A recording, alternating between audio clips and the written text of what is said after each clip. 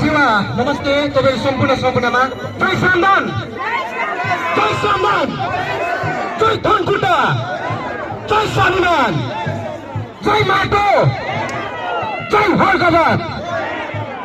नमस्ते शिवा म उपेन्द्र राई घर मेरो धनकुटा सहित गाउँपालिका वडा नम्बर 5 र हाल चाहिँ म यसै धनकुटा जिल्ला कार्य समितिका सहसंयोजकको रूपमा उपस्थित छु र आज विशेष गरी यो औपचारिक कार्यक्रम म एकदमै सुचारू गर्न गइरहेको छु र समयभन्दा हामी एकदमै टाढा पुगिसकेका छौँ। त्यसैले गर्दा समयलाई मध्यनजर गर्दै अब यो कार्यक्रमलाई आजको विशेष श्रम संस्कृति पार्टी धनकुटा जिल्ला कार्य समितिका यो ऐतिहासिक कार्यक्रमलाई हामी एकदमै हार्दिक स्वागत गर्छौँ। विशेष गरी अब औपचारिक कार्यक्रमतिर लम्बिन गइरहेको छौँ र म आजको कार्यक्रमलाई आसन गर्दछ लम्किन गइरहे भूमिका हुनुपर्दछ म त्यो अनुरोध गर्न चाहन्छु।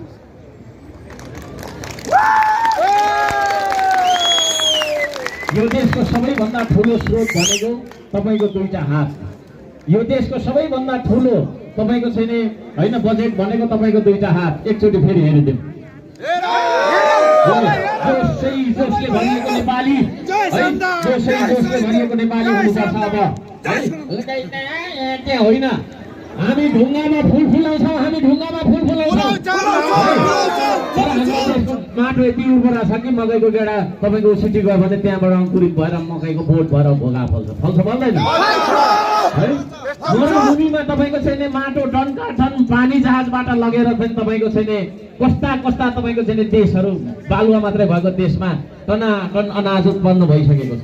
यहाँ हामी भोकमरीले मरिरहेका छौँ कि छैनौँ? तपाईँको कुपोषणले गर्दाखेरि आज धेरै ठाउँका नेपालीहरू 50 वर्षको सरदर आयुमा मर्नु परिराखेको छ। त्यसो भएको कारणले गर्दाखेरि अन्नको देश, फलफुलको देश, खानेकुराको देश, लगाउने लुगाको देश। लुगा बोटमा फल्दैन तर लुगाको कच्चा पदार्थ भनेको माटोबाटै आउने हो।